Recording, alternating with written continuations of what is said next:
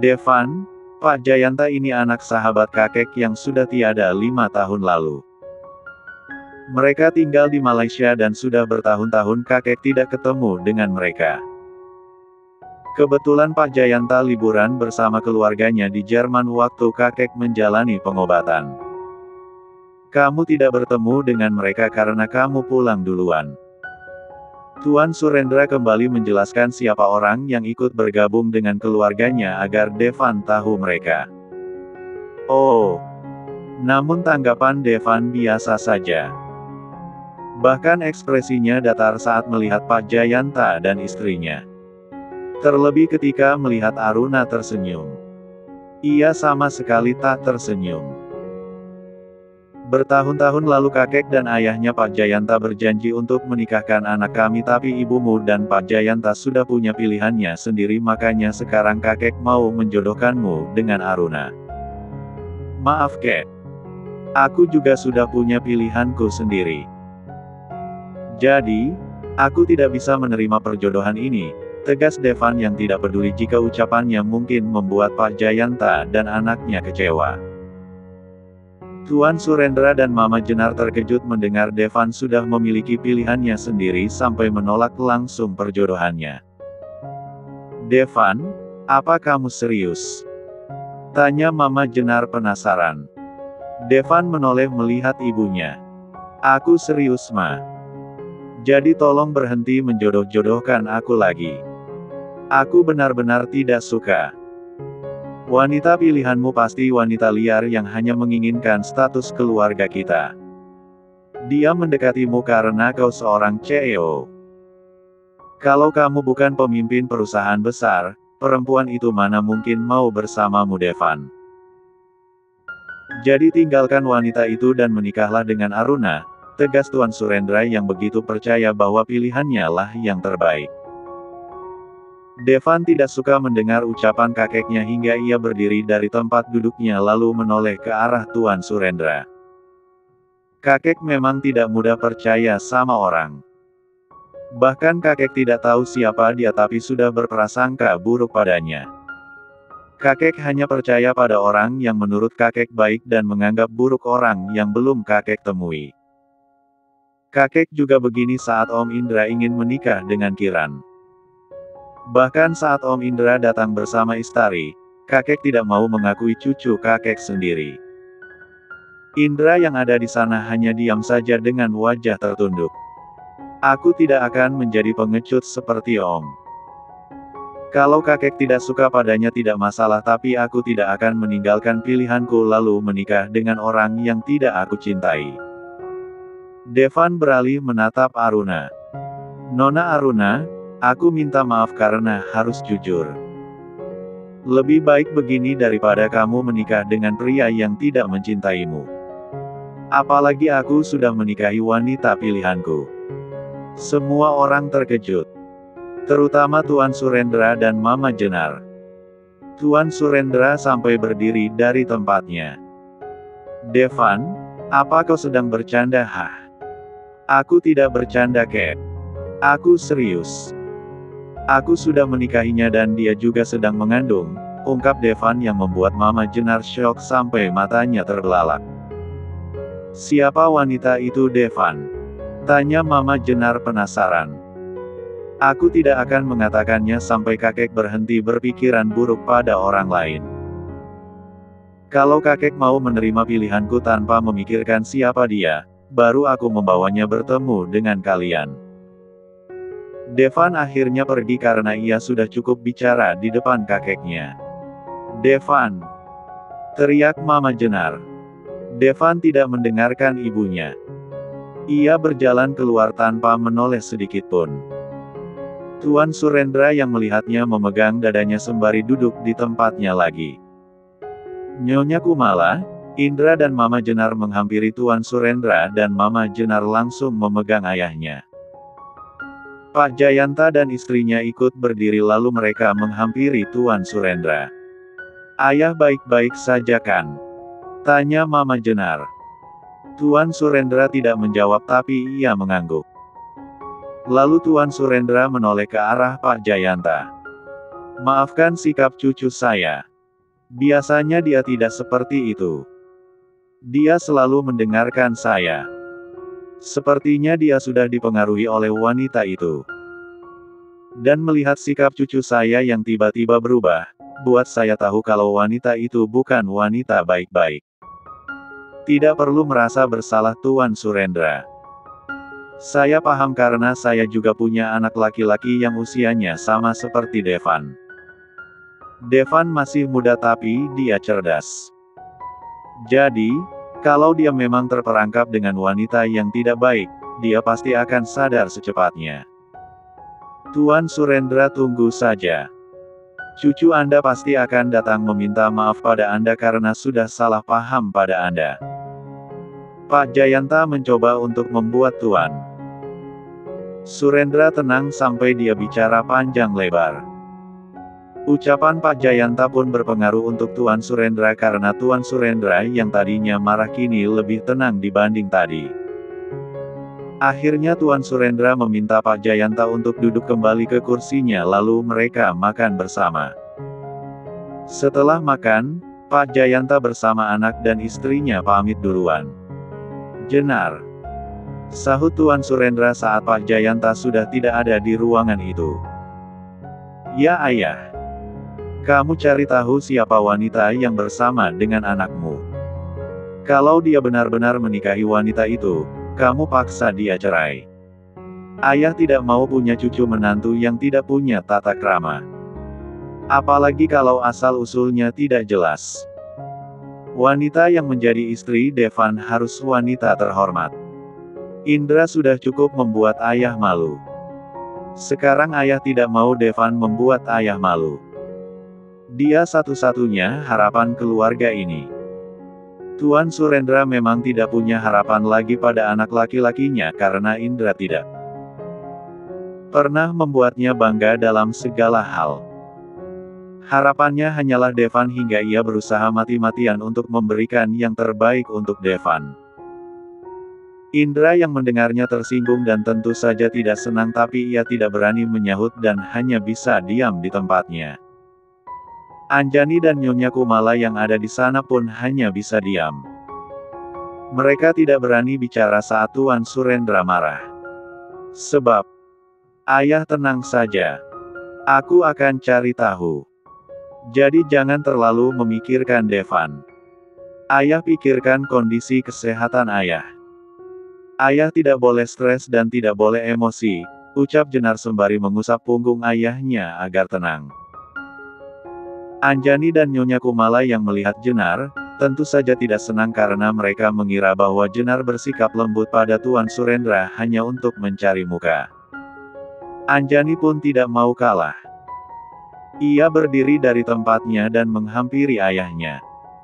Ayah, aku juga akan bantu ayah untuk mencari wanita yang sedang dekat dengan Devan.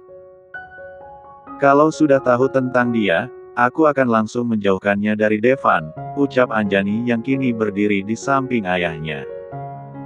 Tuan Surendra hanya mengangguk. Tentu saja ia senang mendengar kedua anak perempuannya mau membantunya. Kamu terlalu memanjakan Devan Mas. Sampai dia jadi pembangkang. Dia bahkan menikah diam-diam dengan wanita yang tidak tahu asal-usulnya. Dan kamu cuma memarahinya saja. Padahal dia sudah menikah diam-diam loh Mas. Harusnya kamu menghukumnya karena perbuatannya ini. Setidaknya, kamu berhentikan dia dari perusahaan lalu ancam dia dengan mengeluarkannya dari haknya sebagai pewaris. Aku yakin, dia akan meninggalkan wanita itu lalu menikah dengan pilihanmu karena kenyataannya Devan menginginkan jabatannya ini. Dia tidak mungkin rela melepaskan posisinya. Nyonya Kumala tidak tahan melihat suaminya masih memanjakan Devan hingga ia akhirnya menyahut. Tuan Surendra diam saja tapi ia memikirkan ucapan istrinya. Sedangkan Mama Jenar tidak senang mendengar ucapan ibu tirinya. Devan sudah berjasa di perusahaan ini Bu. Saat ayah terbaring di rumah sakit. Dia yang menggantikan posisi ayah dan memperbaiki bisnis keluarga kita. Dia menggantikan posisi ayah pun karena memikirkan keluarga ini. Bukan karena Devan ingin menjadi pewaris. Jadi, jangan selalu menganggap Devan seperti Indra, Bu. Anakku tidak sama seperti anak ibu yang hanya memikirkan status dan jabatan saja. Devan memikirkan kakeknya. Kalau tidak, Devan sudah lama ikut dengan papanya karena Devan lebih nyaman hidup di keluarga papanya yang tidak pernah mencampuri kehidupannya dibanding keluarga ibunya yang selalu menganggapnya ingin merebut hak omnya. Jenar beralih melihat ayahnya. Maafkan Jenar ayah. Ucapanku mungkin sudah membuat ayah tersinggung tapi aku tidak suka mendengar ibu bicara buruk tentang Devan. Mobil Devan melaju masuk ke area perumahan elitnya. Rumahnya sudah terlihat di depan sana dan Kiran pun terlihat berdiri di depan rumah. Namun ada sebuah mobil di depan rumah mereka. Ketika mobil Devan sudah dekat, Kiran malah naik mobil lain. Segera Devan menurunkan jendela kaca mobilnya saat mobil itu melewati mobilnya lalu mengeluarkan kepalanya. "Kiran!" seru Devan.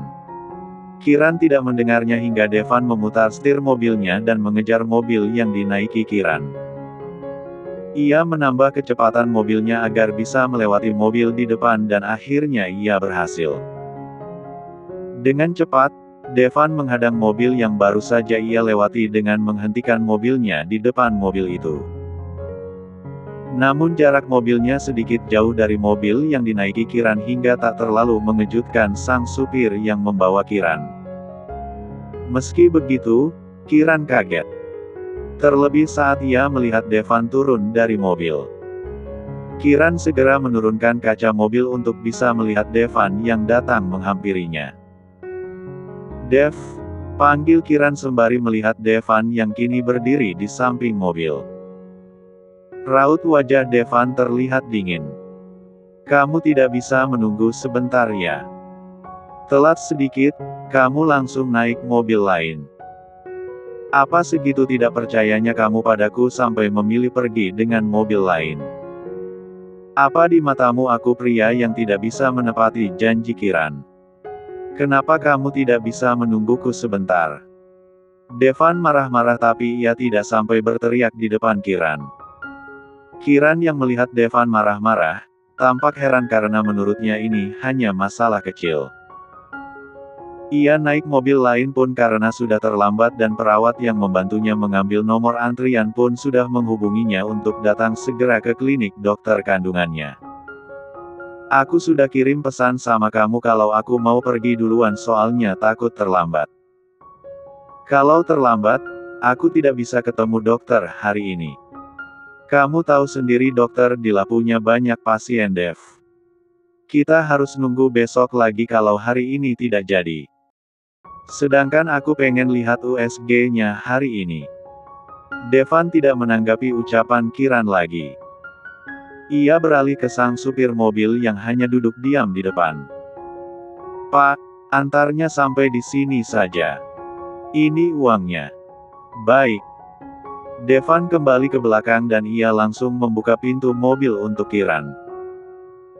Sambil memegang perut besarnya, Kiran bergerak untuk turun dari mobil.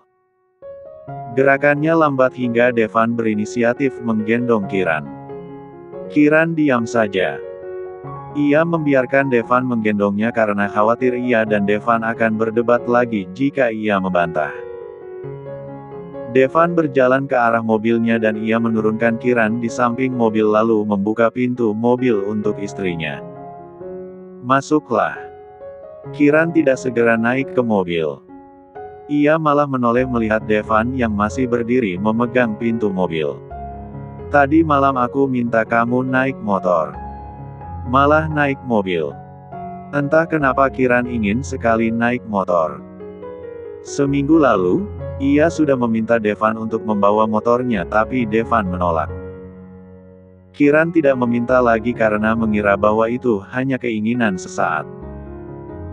Namun semalam ia tidak bisa tidur karena keinginannya belum terpenuhi sampai ia memohon lagi pada Devan agar Devan membawa motornya karena ia benar-benar ingin merasakan naik motor lagi tapi Devan masih tak mau memenuhi keinginannya itu. Perutmu besar begitu mau naik motor. Kalau jatuh bagaimana? Katanya kamu kuat. Giliran mau naik motor malah takut. Benar. Dulu waktu kamu belum hamil, mau bawa kamu sambil balapan juga bisa tapi sekarang berbeda. Kamu hamil. Bahaya naik motor.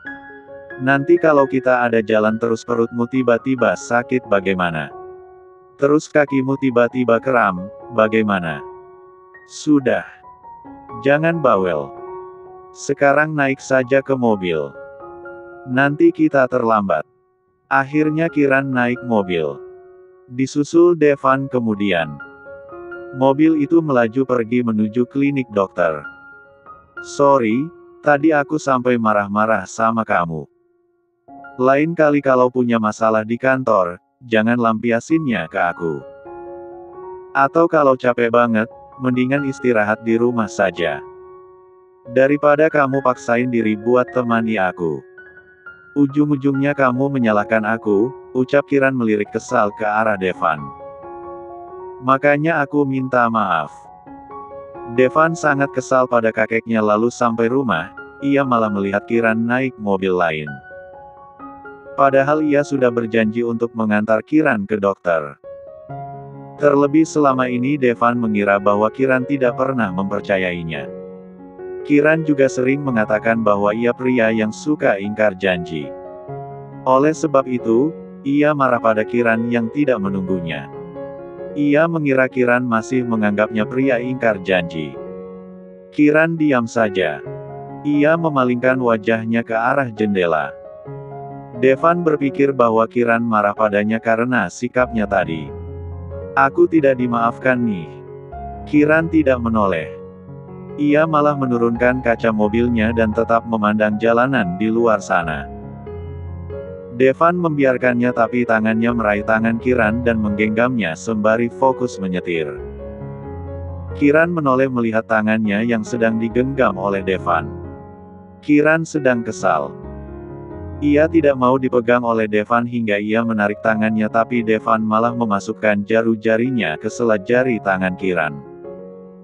Lalu ia menoleh ke Kiran dengan menerbitkan senyumannya. Kiran tak membalas senyuman Devan. Ia tetap memasang muka kesalnya tapi ia membiarkan tangan Devan menggenggam tangannya. Tak lama, mobil Devan sampai di depan klinik dokter kandungan Kiran. Mereka turun dari mobil setelah mobil itu terparkir sempurna. Devan melangkah masuk ke dalam klinik sembari memegang tangan Kiran. Di dalam sudah ada perawat yang sedang berjaga. Devan langsung melapor ke perawat itu. Tunggu sebentar ya Pak Devan. Di dalam masih ada pasien. Nanti giliran Bu Kiran kalau pasiennya sudah keluar. Devan mengangguk lalu ia mengajak istrinya duduk di ruang tunggu. Harusnya kita bayar dokter pribadi khusus untuk periksa kamu doang. Supaya kita tidak seperti ini lagi, ucap Devan. Nanti keluarga kamu curiga. Terutama mama kamu.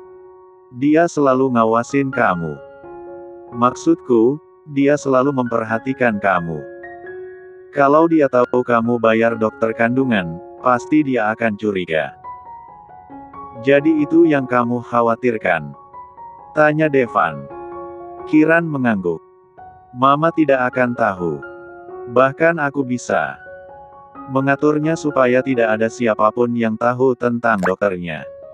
Bukan cuma mengkhawatirkan itu saja. Aku juga sudah merasa nyaman dengan dokter Dilah. Dia mendengarkan semua keluh kesahku, ucap Kiran. Dokter kan memang begitu. Dia harus mendengarkan semua curhatan pasiennya. Bahkan kalau kamu curhat tentang suamimu pada dokter, dokter juga akan mendengarkanmu. Namanya juga dokter. Dia harus melayani pasiennya dengan baik. Jangan suzon. Aku tidak pernah curhat tentang suamiku pada dokter, ucap Kiran. Memangnya aku menuduhmu? Aku cuma beritahu kalau dokter juga akan mendengarkanmu kalau kamu curhat tentang rumah tanggamu padanya. Kalau aku mau curhat tentang kamu, Mending ke psikolog saja. Ngapain ke dokter kandungan? Ada-ada saja. Devan tiba-tiba memegang perut besar Kiran. Ia menurunkan kepalanya ke bawah sampai ia melihat jelas perut besar istrinya. Sayang, anak papa. My princess. Kalau mama kamu nakal, tolong ditegur ya. Jangan sampai dia curhat aneh-aneh tentang papa ke dokternya. Kiran melirik kesal pada Devan yang selalu mengadu pada calon bayinya setiap kali ia merasa tertindas. Bu Kiran. Akhirnya Kiran dipanggil oleh dokter. Devan segera berdiri dari tempatnya lalu membantu Kiran berdiri. Ia seketika semangat mendengar gilirannya masuk ke dalam karena jujur saja ia juga menantikan momen ini di mana ia bisa melihat calon bayinya dari USG.